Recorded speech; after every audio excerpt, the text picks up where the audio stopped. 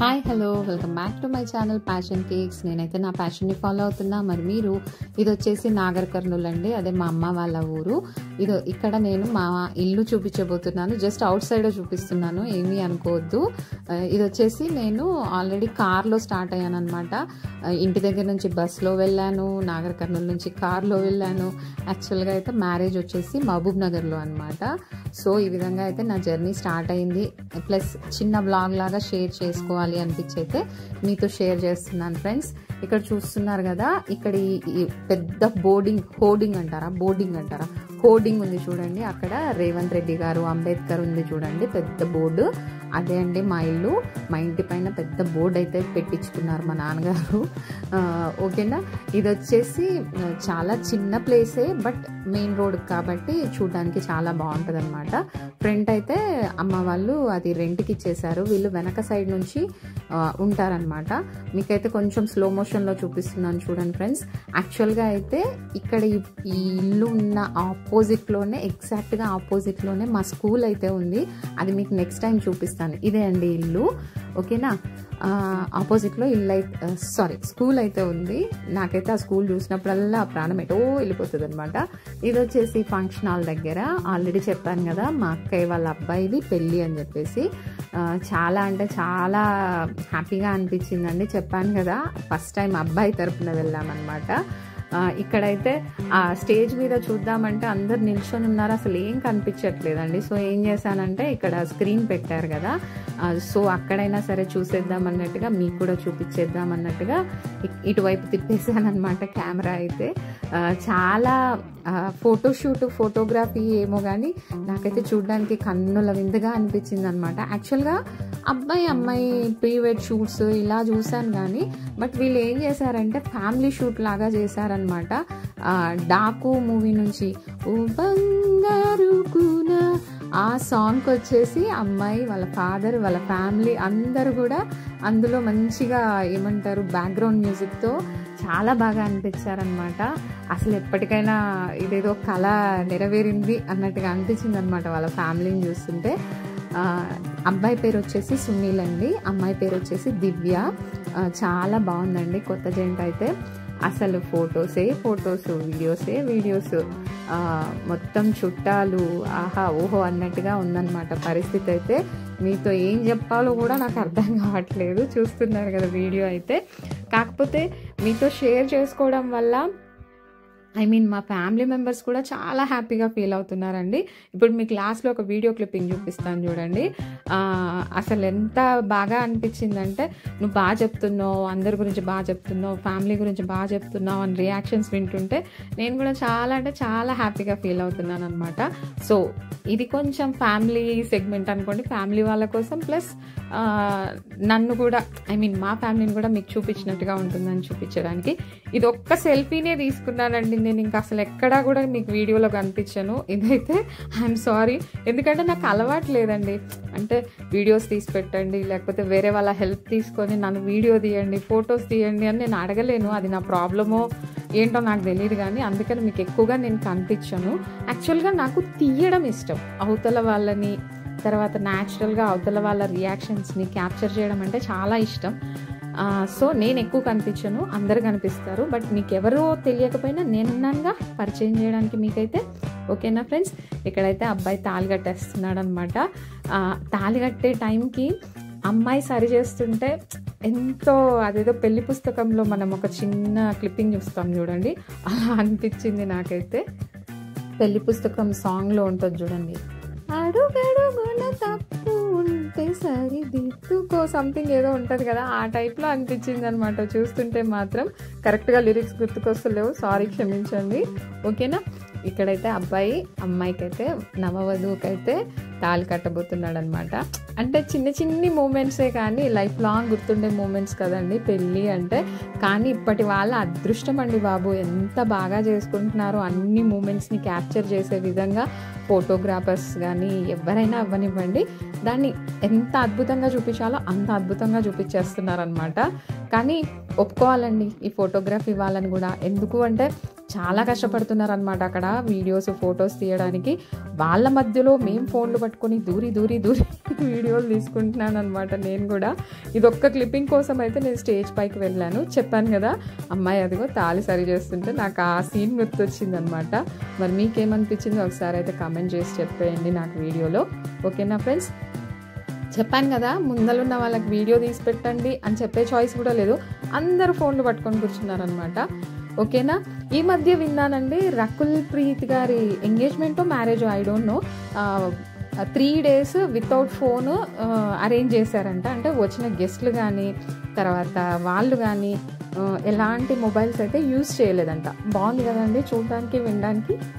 కానీ మనకు మొబైల్ లేకుండా ఫోన్ లేకుండా అరక్షణం కూడా గడవకుండా అయిపోయింది.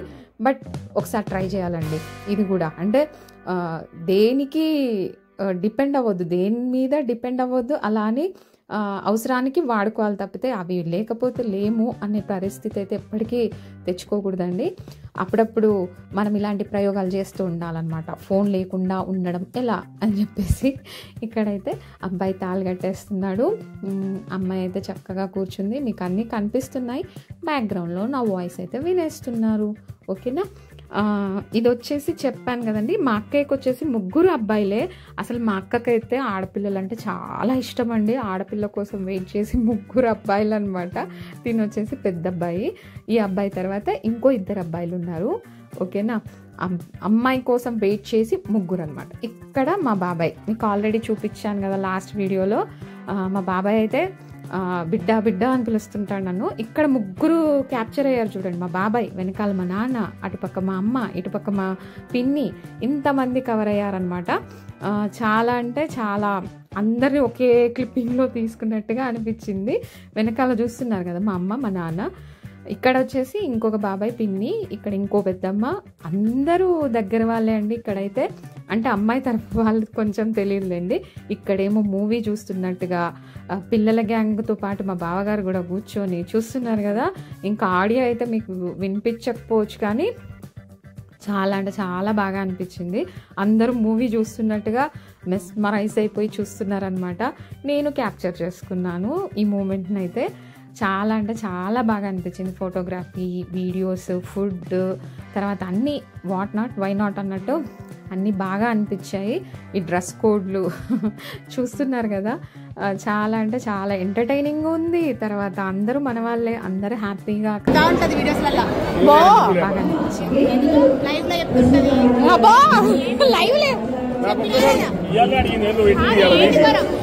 ఆయన చూసుకోలేదు.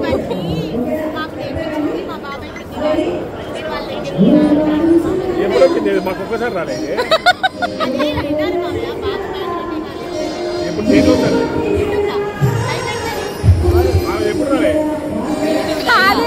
యూట్యూబే ఓపెన్ చేయరు, వీళ్ళకి ఎట్లా కనిపిస్తుంది చెప్పు.